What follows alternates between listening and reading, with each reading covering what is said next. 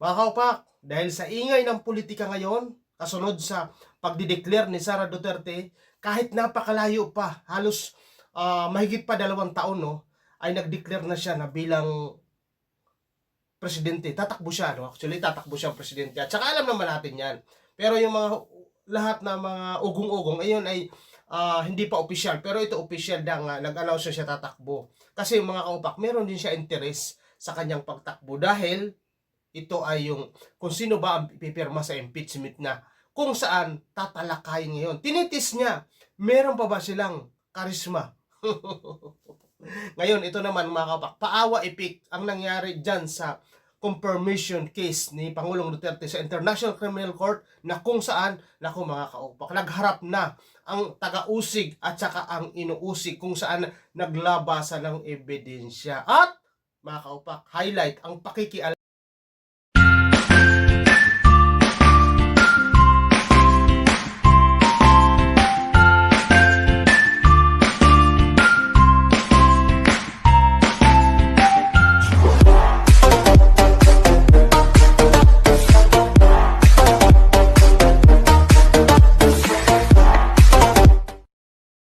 pakikialam ng Iglesia ni Cristo.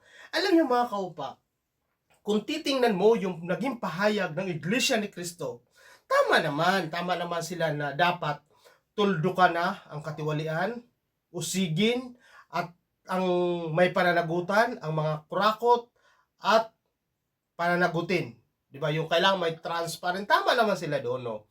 Ako maski sa akin tama yung. Pero kung titingnan mo sa galaw ng Iglesia ni Cristo, aba, mapapaisip ka mga kaupak. Kasi mga kaupak, tuwing ang mga Duterte ay hinahabol ng batas, abay nagbibigay sila ng opinyon dahil ito sa kanilang pinagmamalaki na sila ay tinatawag black voting, di ba? Na pag sinabi ng kanilang pinakamataas diyan sa leader na Iglesia ni Cristo, sinusunod, di ba?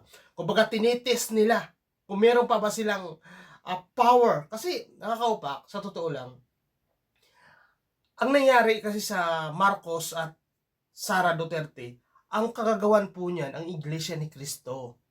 Sila po yung nag-endorse ng mga kandidato natin. So, hindi nila pinili ang tama. Although, ako mga kaupak ha, to be honest, ang Iglesia ni Cristo before, ako ay mataas ang paggalang ko sa kanila at marami ako mga kaibigan sa mga kapatid dahil ako ay napasanib dyan pero ako ay hindi naman nabautismuhan. Siguro ay hindi pa ito napapanahon para sa akin. Ngayon mga kaupak, kaya meron naman ako alam kahit paano sa kalakaran. Nangangaral ang Iglesia ni Cristo ng salita ng Diyos para ito yung tamang daan, ito yung kaligtasan, di ba? Pero ang pinagtatako, bakit yung mga ini-endorse nilang kandidato hindi nila inaaral? Actually mga kaupak nung araw, inaaral nila yan. Kumbaga meron sila yung seleksyon, yung hindi lahat iboboto nila kung halimbawa meron magagandang record or magandang pinipili din nila. Pero ngayon nakakapagtaka. Parang ang Iglesia ni Cristo, one-sided na lang sila. Kung sino yung gusto nila, halos lahat na, wala na sila yung parang committee na, yung katulad, unlike before, no? Ngayon, mga kaupak, tuwing ang mga Duterte ay inahabol ng batas sa kanilang mga pagkakasala nung nakaraan,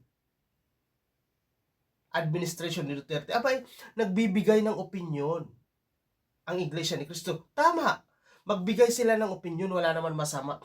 Pero ang tingin ko mga kaupak, doon sa mga napapanood ko, sa kanilang istasyon, ang Net 25, abay, napapansin ko, yung mga ini-interview nila, karamihan, not at all, pero karamihan mga kaupak, anti-Duterte.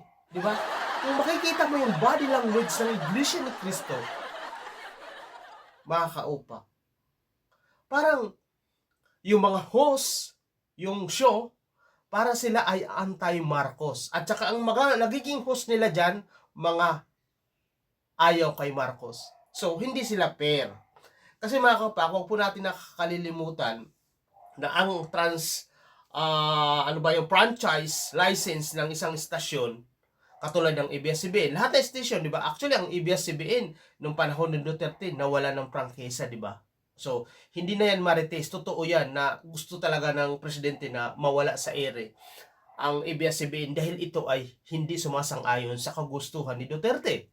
Ngayon, mga kapatid, ganon din ang istasyon na pinagkaloob o license sa Iglesia ni Cristo Aba ay hindi rin sila atang parang hindi fair. Kasi ang ini-interview nyo, mostly, at saka ang mga host ninyo, yung body language ng mga host ninyo ay anti-Marcos. Hindi naman ata yung fair, no? Dapat maging fair kayo dyan. 'Di ba? Kaya nga ang ABS-CBN sinabi ng mga DDS bias, 'di ba? Dahil ang mga in-interview daw against Duterte at ang license nawala sa air. Kaya ang ABS-CBN walang franchise. Nag-online na lang sila. Ngayon mga kaupak, kung titingnan mo yung kanilang tagapagsalita sa Iglesia ni Cristo, tama sa unang tingin. Pero kung titingnan mo yung mga nangyari noong mga nakaraang taon, last November, I guess, ang kanilang galaw, ito ay pumapabor sa interes ng mga Duterte. Di ba? Kapag ang sila Duterte ay nahabol ng batas, nagbibigay sila ng opinyon na may pangil. Pero kapag ang mga Duterte, kasi magtataka ka, noong mga nakaraang taon, mga kaupak, hindi lang nakaraang taon, yung mga nakaraang administration, ang daming mga paglabag, ang daming pagmumura against the God, ang mga aksyon ni Duterte. Pero nagtataka ka, ang Iglesia ni Cristo tahimik. In fact, ang isang interview, sinabi pa ni Duterte na stupid si God, bakit yung natin, although magkaiba ng religion, o baka kaya sila tahimik, di ba? Pero pwede ka naman nagbigay ng opinion na ayon sa paniniwala ninyo. Pero tahimik ang Iglesia ni Cristo. Diba? Ang dami-dami namamatay, extrajudicial killing o EJK, na sa rules God ay only God. Na si God lang yung may karapatan na kunin ang buhay na ibinigay niya sa atin.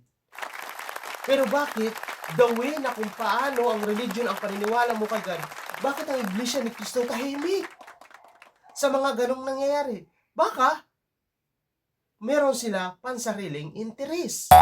Kasi nga mga kaupak, nung nakaraang eleksyon, alam naman natin ang record ng mga Marcos, alam ng Iglesia ang record ng mga Duterte. Hindi naman bago yung Iglesia ni Cristo. Di ba? Pero bakit pinili nila yung taong alam nila ang record? Kasi mga kaupak, hindi ako naniniwala. Kasi ang Iglesia ni Cristo, taga-suporta pa ito ng panahon ng tatay ni Marcos. Ito yung senior. Di ba? Kaya ngayon, alam nila kung sino ang karapat-dapat na kandidato. Kasi, hindi yung katanggap-tanggap command na, pinapaliwanag mo sa iyong mga turo ng salita ng Diyos, especially dyan sa gawain ng Iglesia ni Cristo, di ba? O kayo ay nangaakay na kayo ang maliligtas. Ang iyong relihiyon, yun ang paniniwala ninyo. Ang dagat-dagatan apoy sa paghukom ay yan ay ang tanging paraan para maiwasan yan ang pagiging Iglesia ni Cristo mo. Okay, fine. Pero bakit ang pagpili ng tao na tama sa ating bansa o may credential na maayos, hindi nyo pinili? Gusto nyo ba sabihin ko pa kung sino? Diba? O kaya hindi nyo pinili, maaari hindi pumapabor sa inyo, sa sarili ninyong interes bilang isang simbahan o tawag doon, yung isang relihiyon, yun. Di ba? Kasi nandiyan si Leni Robredo. Si Leni Robredo, mas maganda ang record kumpara kay Marcos. Wala siyang family, wala siyang dynasty. Ang kanyang COA top audit rating, mataas. Ang linis niya magtrabaho. Disenting tao. Pero, ang pinili ninyo, si Marcos at saka si Sara. Bakit? Akala ko ba magaling kayo dahil kayo yung, kayo yung sinasabi na isinilang para sagipin ang sanlibutan Di ba? Pinapaliwanag niyo sa mga tao, in short, na kayo ang tagapagligtas para makaiwas sa dagat-dagatan na apoy. Pero bakit ang pagpili ng tamang kandidato, hindi nyo alam? O kabal! Di ba? Tapos ngayon, si Marcos, pinili ninyo, kapag hindi pumapabor ang mga aksyon ni Marcos o hinahabol si Duterte ng batas, abay nagbibigay kayo ng opinion. In fact, nagrarally pa kayo. Ipinapakita nyo ang kayabangan ninyo o puwersa ninyo. Diba? Ngayon, ang mga membro ninyo, nga nauuto ninyo, diba? Tali ang kamay para sundin kung sino ang gusto nyong iboto bilang pagrespeto sa inyong relihiyon. Samantala tayo, meron tayong free will. Binigyan tayo ng God ng utak para magdesisyon kung ano yung makakabuti sa atin individually, sa ating bansa at sa ating pansariling araw-araw. Pero dahil sa pagrespeto sa inyo at pinagmamalaki nyo, yan ang ginagamit ninyo panakot. Dahil pakikialam ninyo sa gobyerno. Di ba? Dapat hindi kayo nakikialam sa pamamalakad ng gobyerno. Nandiyan kayo, advisor, okay. Maganda yung mag-advise kayo sa tama. Hindi nag-a-advise kayo para sa pansarili ninyong interes. Di ba? Kasi, tingnan nyo mga kaupak, tuwing meron mga nangyayari na hindi pumapabor sa Duterte, ang Iglesia ni Cristo tumatayo. Nagbibigay ng opinyon, nagbibigay ng pahayag. Ito ngayon, yung sinusundan ng mga troll, ng mga Duterte, o yung mga vlogger na maka-DDS. Kaya ang bansa natin, lalong nagra-rattle. Hindi sila nagbibigay. Sana, ang pagbibigay ninyo ng opinion, yung papabor sa mas maraming tao. Hindi. Ang ginagawa ninyo, nagbibigay kayo opinion kapag ang mga Duterte hinahabol na ng batas. Di ba? Saan ba kayo naglilingkod? Sa mas maraming tao o interes ng isang maimpluwensyang politiko? Kasi hindi siya fair. Ginagamit nyo ang black voting nyo para sabihin kayo ay mayroon malakas na paninindigan, may lakas na butante, pero nagkakandilit-chilit ang ating bansa dahil sa pakikialam ng Iglesia ni Cristo sa pamamalakad ng ating administration. Parang gusto nilang palabasin, kontrolin nila. Di ba? Kaya nagkakandilit-chilit Kasi ang Iglesia ni Cristo, nagkakaroon siya ngayon ng kanya-kanya tao. Katulad nun, di ba? Magaling sila magsalita ng salita ng Diyos. Sila ay maliligtas. Kaya kayo ay sumanib sa Iglesia ni Cristo. Pero hindi nila alam kung ano yung tamang credential ng isang mataas na leader ng ating bansa. Di ba? Kaya ang kanilang mga miyembro, napipilitan bumuto kahit ito ilabag sa kanilang kalooban. Sapagkat ang salita ng Iglesia ni Cristo ay sinusunod dahil sa kanilang pamamalakad o yan ang pagrespeto sa kanilang mga opisyal dyan sa INC. Pero ito ay hindi nagiging maganda. Nagkakandalitsi-litsi ang ating bayan dahil sa pakikialam ng Iglesia ni Cristo sa ating pamahalaan.